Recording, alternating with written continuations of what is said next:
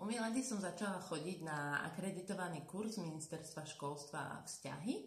A myslím si, že vzťahy je niečo, čo každý z nás v nejakej fáze života rieši.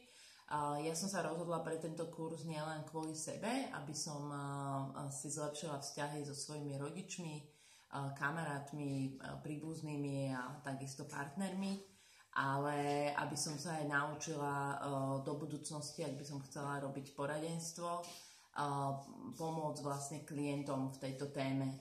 Myslím, že je to kľúčová téma a keď si človek nevyrieši nejaké vzorce správania prevzaté z detstva, tak nikdy nebude podľa mňa úplne šťastný.